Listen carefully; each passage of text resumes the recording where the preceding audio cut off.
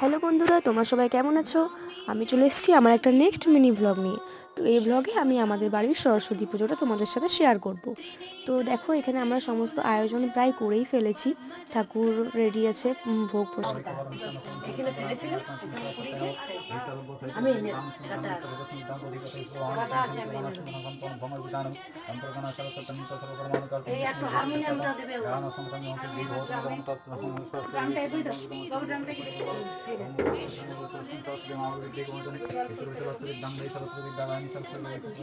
ফুল